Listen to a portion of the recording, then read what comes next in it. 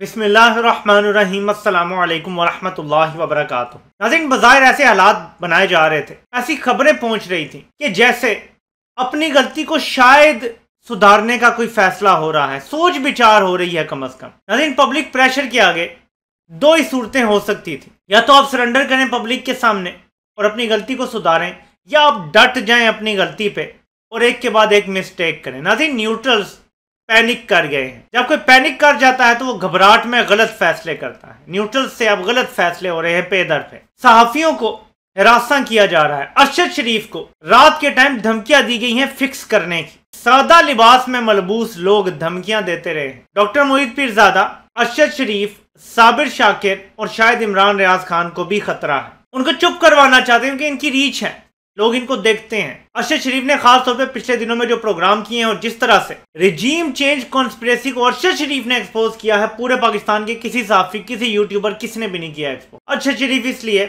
Main target होगा। ARY का बड़ा इम्तिहान है। ARY का सॉफ्टवेयर अपडेट करने की कोशिश हो रही है न्यूट्रल्स की तरफ से, और अगर ARY के जो मालिक हैं उनका सॉफ्टवेयर अपडेट हो गया तो नीचे तक फिर अपडेट हो जाएगा। अब देखते हैं कि ARY डट के कब तक खड़ा रहता है, क्योंकि इमरान खान ने कहा था लाहौर में कि डट के खड़ा है ARY। ये जमहूरियत की बड़ी खिदमत है, क्योंकि हमें वाजिया नजर आ रहा है। हमारे मुल्क में खूनी लिबरल्स कहते थे कि हम ARY के इसलिए खिलाफ हैं और जियो के इसलिए साथ हैं कि ARY प्रो एस्टेब्लिशमेंट चैनल है और जियो एंटी एस्टेब्लिशमेंट है, और आपको साथ ही एंटी एस्टेब्लिशमेंट एलिमेंट का देना चाहिए। वक्त ने साबित किया कि जियो पहले भी, आज भी और आइंदा भी प्रो एस्टेब्लिशमेंट चैनल रहेगा। और ARY कल भी हक के साथ खड़ा था, तो नून लीग के दौर में भी इन पे जुल्म होता था। वो आज एस्टेब्लिशमेंट दूसरी तरफ खड़ी है तो आज भी ARY हक के साथ खड़ा है। वो सहाफी जिन पे इल्जाम लगता था कि ये एस्टेब्लिशमेंट के टाउट हैं, वो सारे सहाफी हक के साथ खड़े हैं, और वो सारे सहाफी जिन पे कहा जाता था कि ये एंटी एस्टेब्लिशमेंट है, ये फौज के किरदार के खिलाफ है सियासत में, वो आज सारे तलवे चाट रहे हैं, बूट पॉलिश कर रहे हैं। सबने चेरी ब्लॉसम अपना नाम रख लिया। साबित ये हुआ कि ये जो एंटी एस्टेब्लिशमेंट सो कॉल्ड साफी होते हैं, ये एक्चुअली डबल एजेंट होते हैं और ये न्यूट्रल्स के लिए ही काम कर रहे होते हैं। आलमी तौर पे ये दिखाना होता है कि पाकिस्तान में डिसेंट मौजूद है। ये दिखाने के लिए और सिस्टम को लेजिटिमेसी फराहम करने के लिए हामिद मीर जैसे किरदार बनाए जाते हैं। ये न्यूट्रल्स की तरफ से बनाया गया एक किरदार है जिसका नाम है हामिद मीर। ये हमेशा से प्रो एस्टेब्लिशमेंट था और ये हमेशा से प्रो एस्टेब्लिशमेंट रहेगा। ये कभी बंदा एंटी एस्टेब्लिशमेंट नहीं हुआ।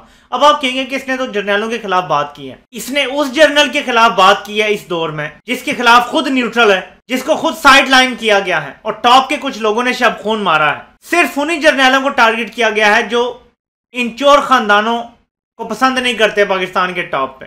सिर्फ उन जर्नलों को साइड लाइन करवाया गया है और इससे उन्हीं को टारगेट करवाया गया है। आपको पता है जो स्टोरी करवाई गई थी पापा जॉन्स वाली, वो भी उस जर्नल को टारगेट करवाया गया, और मैं समझता हूं ये न्यूट्रल्स की मर्जी से टारगेट करवाया गया, और उस वक्त टारगेट करवाया गया जब वो इमरान खान का स्पेशल असिस्टेंट बन गया था। तो न्यूट्रल्स की तरफ से उसको भी टारगेट करवाया गया कि वो भी साइड लाइन हो जाए और घर जाके बैठ जाए, क्योंकि एक प्लान पे अमल करना था जो अमेरिका ने दिया था। ये डिवाइड हमें अब क्लियर नजर आ रही है। मैं तो वो सख्त बातें करता हूँ जो मीडिया में कोई नहीं कर सकता, और मैं भी एक वजह है आपको जो सबको पता है कि यूट्यूब पे कर सकता हूँ ये बातें। हर बंदा नहीं कर सकता, लेकिन मैं अब आपके सामने सारी बातें खोल खोल के करूंगा, क्योंकि मैंने ये फैसला कर लिया है हमारा मुल्क सबसे आगे है। ना कोई इदारा, ना इदारे पे बैठा हुआ कोई बंदा, मुल्क से आगे कुछ नहीं है। मुल्क की हिफाजत के लिए इदारा होता है, इदारे की हिफाजत के लिए मुल्क और अवाम नहीं होते। ये तो मैंने आपको बता दिया कि वो पैनिक कर गए हैं, धमकियां दे रहे हैं सहाफियों को। चैनल का सॉफ्टवेयर अपडेट करने की कोशिश हो रही है। सख्त तरीन हथकंडे आजमाए जा रहे हैं, लेकिन इसके साथ इमरान खान और उसके साथ सदर पाकिस्तान, उसके साथ कासिम सूरी और जो गवर्नर पंजाब हैं उमर सरफराज चीमा, उनके खिलाफ आर्टिकल 6 का मुकदमा बनाने की, रेफरेंस बनाने की बातें हो रही हैं। मैं यहाँ एक सवाल कर लूँ फिर आगे बढ़ता हूँ। हामिद मीर कहता था कि इस मुल्क में जिसके ऊपर भी गद्दारी का लेबल लगे वही राइट साइड पे खड़ा होता है, क्योंकि फातिमा जिन्ना पे ये लेबल लगा था। ये दावा हामिद मीर करता है। मैं जरा सवाल पूछूंगा कि अब जिनके लिए तू काम करता है, अल्लाह के बंदे, जिनका तू टाउट है, वो अब गद्दारी का सर्टिफिकेट दे रहे हैं इमरान खान को, तो अब तू किस साइड पे खड़ा है जरा बता।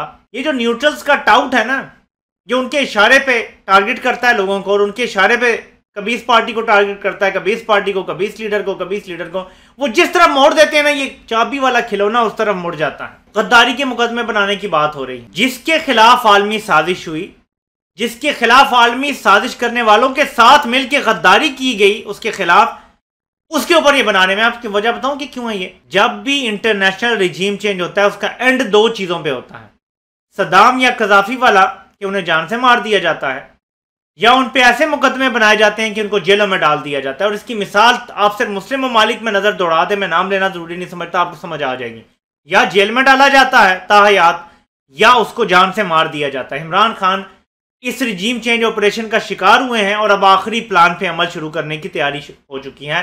सिर्फ जो इन्हें नहीं पता था वो ये था कि इमरान खान के हक में इतनी पब्लिक निकल आएगी। अब एक बड़ी प्यारी किसी ने ट्विटर पे बात की थी कि इमरान खान जब ये कहता है ना कि मैं कॉल दूंगा तो आपने बाहर आना है, वो बुनियादी तौर पे लोगों को रोक के बैठा हुआ है कि अभी बाहर ना आना, वरना लोग तैयार हैं और सब तहस नहस करने के लिए तैयार बैठे हुए हैं। यकीन माने लोग गिरबान से पकड़ के ना लोगों को घसीट के उनके दफ्तरों से निकालने के लिए तैयार बैठे हुए हैं। मैं चाहता हूं ये ना हो, मैं चाहता हूं पुरअमन एहतजाज हो।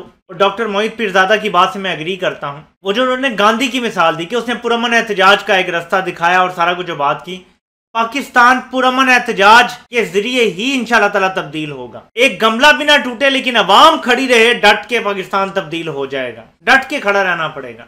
पुरअमन एहतजाज आइन आपको हक देता है अपने हकूक मांगने के लिए, और हम पे तो इतना बड़ा ये मुसल्लत किया गया है बैरूनी एजेंडा कि हम तो इसको किसी सूरत कबूल नहीं कर सकते। तो इसके लिए तो एहतजाज होगा। तो पैनिक कर गए हैं बुनियादी तौर पे ये जो इम्पोर्टेड हुकूमत है। और इनको क्या इल्ज़ाम देना है, इनसे तो कोई हमारा गिला ही नहीं है। इनको लाने वालों से ज़्यादा प्रॉब्लम होता है कि जो लेकर आए हैं इनको अमेरिका लेकर आया और यहाँ पे उनके लोकल सहूलतकार हैं जो मीर जाफर हैं। हम सिर्फ इतना कहना चाहते हैं कि देखिए कसूर इंसान से होता है, अल्लाह करीम सारे कसूर माफ कर देता है इंसानों के। वो कहता है कि मुझसे माफी मांगो, मैं सारे के सारे माफ कर देता हूँ। कुछ हम इंसान क्या चाहिए, आप ये गलती दुरुस्त कर दें, अगले आने वाले 20-30 दिनों में इलेक्शन अनाउंस हो जाए, फ्री एंड फेयर इलेक्शन हो जाए, सारे कसूर माफ हो जाएंगे। लोग आपको हीरो बना के कंधे पे बिठाएंगे। लेकिन अगर नहीं होते, मैं आपको बता रहा हूं, आपको दुनिया में कहीं छुपने की जगह नहीं मिलेगी। लोगों को आपको फेस करना पड़ेगा। नवाज शरीफ से ज्यादा बुरा हाल होगा। चोर चोर के नारे लगेंगे, गद्दार गद्दार के नारे लगेंगे, लोग हर जगह देखेंगे नारे लगाएंगे। ये कोई जिंदगी है? पैसा भी हो जाए, सब कुछ हो जाए, ऐसी जिंदगी का क्या फायदा, मुझे बता दें। ये गद्दारी की छाप आप पर लग जाएगी, मुकदमा किसी और पे आप बनाएंगे, छाप आप पे लग जाएगी। इसको धोने का आसान तरीका इलेक्शन करवा दें। ये कॉन्स्टिट्यूशनल एक राइट है जो लोग मांग रहे हैं कि हमें इलेक्शन चाहिए। आप इलेक्शन करवाने की तरफ फैसिलिटेट करें मामलात को। इमरान खान ने सख्त वार्निंग दे दी है इनको कि अगर साफियों को ऐसे टारगेट किया गया तो फिर इमरान खान बड़ा फैसला करेंगे। ये जो मार्च की बात हो रही है ना कि इस्लामाबाद मार्च होगा, अगर ये लोग बाज ना आए अपनी गलत हरकतों से तो ये वक्त से पहले भी हो सकता है। इमरान खान इसको ज़्यादा से ज़्यादा डिले करके इन्हें मौका देना चाहते हैं कि अपनी गलती दुरुस्त कर लें। इमरान खान ने बाकायदा वार्निंग दे दी है कि अगर ये हरकतें ना रुकी तो फिर इसका अगला स्टेप लिया जाएगा। और ये बड़ी ख़तरनाक बात है। इस वक्त जो गुस्सा है कोई तसव्वुर भी नहीं कर सकता कि अवाम किसके कंट्रोल में आएगी। मैं नहीं समझता कि लोग निकल आए तो इमरान खान के भी कंट्रोल में होंगे। मुल्क नारकी की तरफ जाएगा, सब कुछ लपेट दिया जाएगा। ये जो पैनिक हो रहा है ना, मुकदमे बनाए जा रहे हैं। नैब का मुकदमा, अच्छा वो फरा पे किसी पे पता नहीं नैब का मुकदमा बनने लगा। अच्छा अजी पीटीआई को इससे बड़ा नुकसान होगा। फरा का पीटीआई से क्या नुकसान है? वो नून लीग के एमपीए की बहू है जिस फरा का जिक्र कर रहे हैं। बनाओ मुकदमा, करो उस पर इन्वेस्टिगेशन, लेकिन एफआईए से कराओ। जो नैब से करवा रहे हो ये गैर कानूनी है। अगर ये तफ्तीश होती है, नैब का जो नया ऑर्डिनेंस आया था उसके मुताबिक किसी प्राइवेट बंदे का आमदन से ज्यादा सासों का केस अब नैब नहीं देख सकता। वो कोई सियासतदान नहीं है, वो कोई पब्लिक ऑफिस होल्डर नहीं है। तो करो इन्वेस्टिगेशन, लेकिन एफआईए से कराओ कानूनी तौर पे। और अगर वो मुजरिम है, उठा के उसको डालो जेल में। ये नून लीग की तरह दिफा नहीं होगा कि नवाज शरीफ को अपने बेटों का भी पता नहीं है, इमरान खान अपनी बीवी की सहेली का उसका भी जवाबदेह है, लेकिन नवाज शरीफ अपनी औलाद का जवाबदेह नहीं है। शहबाज शरीफ अपनी औलाद का जवाबदेह नहीं है। तो ऐसी मुनाफकत तो नहीं हम करने देंगे। आप करें इन्वेस्टिगेशन, आप इन्वेस्टिगेशन करें, ब्लैकमेल ना करें। क्योंकि कल आपने इसको भी वज़ीर आला बनवा देना है और कहना है जी देखें जी इस पर झूठे केस बने हुए थे, अलीम खान और जहांगीर तरीन पे भी झूठे केस बने थे। ये हमें 10 साल बताते रहे कि अलीम खान जो है वो डाकू है, चोर है, कब्जा खोर है। ये हमें 10 साल बताते रहे कि जहांगीर तरीन जो है वो चीनी चोर है, चीनी माफिया है। अब कहते हैं जी वो तो बड़े नेक बंदे हैं, इन पे झूठे केस थे। अब ये फरा वाली बात है ना, मैं आपको बता रहा हूँ कि कुछ टाइम बाद ये फरा को पार्टी में शामिल करेंगे और कहेंगे जी कि ये सारे झूठे केस थे, ऐसे ही बदनाम कर रहे थे इसको। ये है इन लोगों की असलियत। तो घबराए ना। घबराता इंसान तब है जब कुछ गलत किया होता है। आपने गलत किया है, आपको पता है, सब नंगा होकर अवाम के सामने आ गया है। अवाम में इज्जत बहाल करने का तरीका आपको बता दिया है। मत घबराएं, मत साफियों को डराएं, मत धमकाएं। नहीं चुप करवा सकते आप। मैं आपको एक और चीज बताऊं, अजहर मशवानी जो वज़ीर आला पंजाब के साबिक फोकल पर्सन थे सोशल मीडिया के लिए, उन्होंने ट्वीट किया है कि उनका भी पता, उनकी गली में कुछ लोग जो है वो फिर रहे थे और उनका पता पूछ रहे थे, एजेंसी के लोग थे। अरशद शरीफ के घर भी जो पहुंचे वो FIA के लोग नहीं थे, ये यही न्यूट्रल्स के लोग थे। ये बुज़दिली है जो आप कर रहे हैं। आप सोशल मीडिया कितने लोगों को उठाएंगे? 1000, 2000, 10,000 को उठा लेंगे। मैं आपको बता रहा हूँ कि 10-15 लाख से ज्यादा बंदा इस्लामाबाद पहुंचेगा। कितनों को पकड़ेंगे? आपके तो जेलों में इतनी जगह नहीं है, जितने लोग आ जाएंगे। कितनों को पकड़ेंगे? किधर डालेंगे? आपके जो अंडरग्राउंड हुकूमत खाने हैं उनमें भी इतनी जगह नहीं है कि आप 15-20 लाख बंदे को वहां डाल सकें। आप बड़ी गलत रिवायत रख रहे हैं। मुल्क की जमहूरियत को नाकाबिल तलाफी नुकसान आप पहुंचा चुके हैं। अब भी वक्त है, अ स्टिच इन टाइम सेव्स 9। मुल्क को अनारकी और इंतशार से बचा लें, वरना मैं फिर दोहराऊंगा, आपको गलत रिपोर्टें दी जा रही हैं कि आपकी मकबूलियत को कोई फर्क नहीं पड़ा। आपको यह भी गलत रिपोर्ट दी जा रही है कि अवाम की कोई अक्सरियत नहीं है, थोड़े बहुत सोशल मीडिया के ट्रोल्स हैं जो बात कर रहे हैं।